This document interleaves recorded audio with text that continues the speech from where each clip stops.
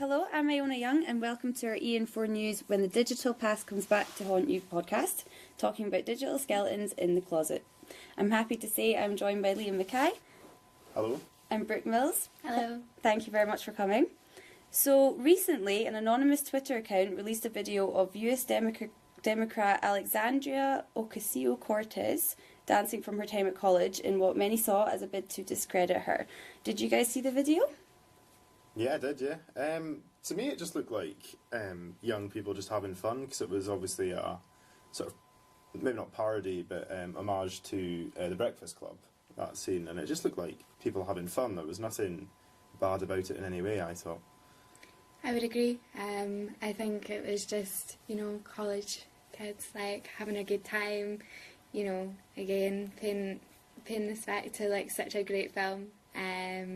And yeah, just looked like she was having a really good time.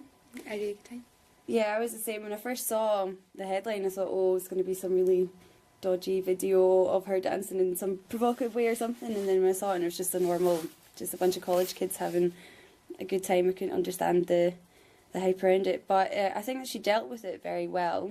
How do you guys feel that she dealt with the situation? I think it was really good. I'm a big fan of hers, and I think she is just unflappable.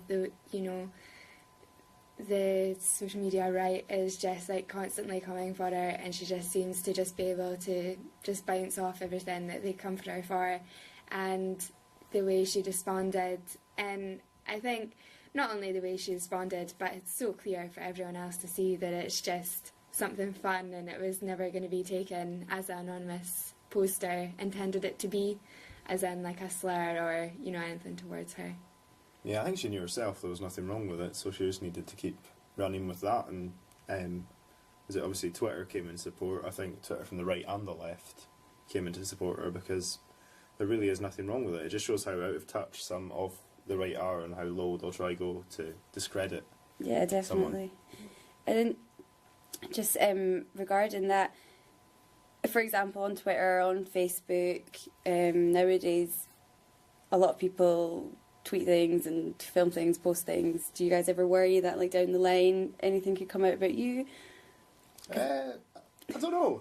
A little bit. Like, I've not gone back and looked at all the stuff I've tweeted. I assume it's fine, but you really can never be too sure, as we keep finding out again and again that because people just keep getting accused of stuff that they tweeted when they were maybe 14 or something, and I could have retweeted something that might be considered a bit dodgy now, but I have no idea, so I should probably delete that. But I don't know. Well, it's quite a new thing as well. If you think about it, with the internet, everyone must be sort of below the age of maybe 35 or 30, where you could end up having sort of teenage things coming out later that might not be appropriate anymore. I think our generation specifically, maybe between like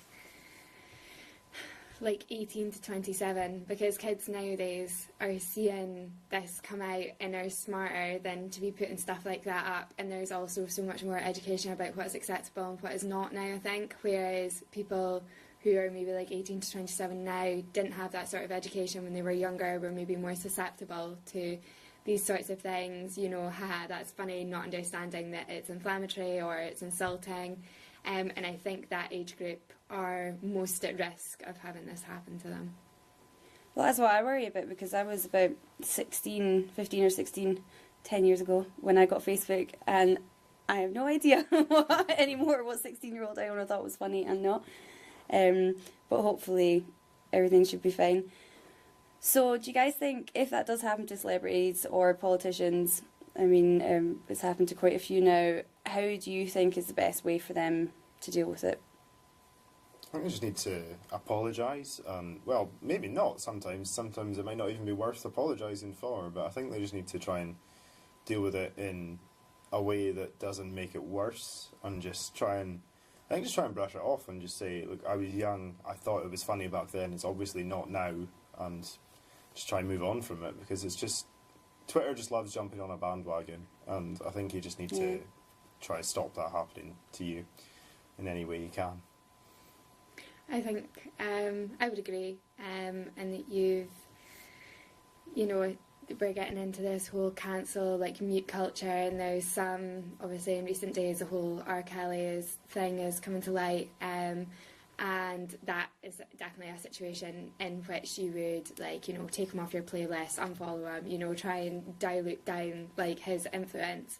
But that is a very serious situation that warrants a very serious response from, you know, the public and the people that he markets to. You know, somebody that's retweeted a comedian that passed, like, you know, a vaguely offensive comment maybe like 10 years ago, it doesn't really warrant that type of reaction. And I think while that sort of reaction has happened to maybe like a handful of people now, people are beginning to see, right, this is one extreme, you know, at the left side, like, you need to take that sort of reaction, and then on the other side, on the other hand, like, that reaction isn't warranted, and, you know, an apology, or even not, like, there's a lot of the time where if you apologise, you know, all for, like, admitting wrongdoing and stuff, but if you apologise, then you're sort of fessing up to something which maybe wasn't even that much of a wrongdoing in the first place, and you're just really, like, kicking the whole storm up. I think as well, if you think about it, people can change over time. You know, you can get people who might have narrower views when they're younger, and then, you know, 20 years later might be totally different people. So, I don't know, I guess it's unfair to really Judge someone. Yeah. Based on, something that they did years ago. Yeah. So what would your tips be then? How would you prevent that? Just personally. I mean, I've gone back and deleted my Facebook and Twitter and just restarted entire new ones, thinking about going into a profession where it's so frequently used. You know, you'll always, like, if you're appearing on a chat show or if you're a correspondent for someone, you know, your Twitter is going to be, like, somewhere where, you know, potential employers, like, maybe publications that you want to be involved in are going to contact you. So I think it's worth having, like, an entirely clean slate. And just sure that there's nothing upsetting about it. Otherwise, you could just go back and have a look, and again, like, it is getting to be more accepted that, you know, these things happened, or that thing was maybe said when you were, you know, 10, 15 years younger, and it's not necessarily, as you're saying, not the person that you are today. Yeah, I'd say just be careful, just think about what you're going to post, and this goes for anyone. I'd say just have a think, who could this offend, and just be careful, and just, maybe, I agree, go back and have a look and just see if there's anything that could potentially be used. But again, I don't think you can know, because someone can be offended by something that loads of other people can't, and it's a really sort of difficult issue, I think, that you just don't know what's going to offend someone, especially in, like, the current political climate. People get offended over anything that can seem, whether that's justified or not. A lot of the time it is, but sometimes it isn't, like people getting offended over that video, or trying to turn that video into something offensive when it clearly wasn't, of her dancing. So yeah, I'd say just be careful, and just try and think, who could this offend, and if it's not going to offend someone in your eyes, then I'd say go for it. Just tweet what you think. Yeah, I think as well, if you know you want to work in the public domain later in life, then be extra careful. Okay, well then, thank you for being here. Thank you for listening to our podcast here at EN4 News. If you would like to share your opinions on the topic today, please feel free to tweet us at EN4 News Online, or you can always follow us on en4news.com for the latest on news, sports, art and culture around Edinburgh.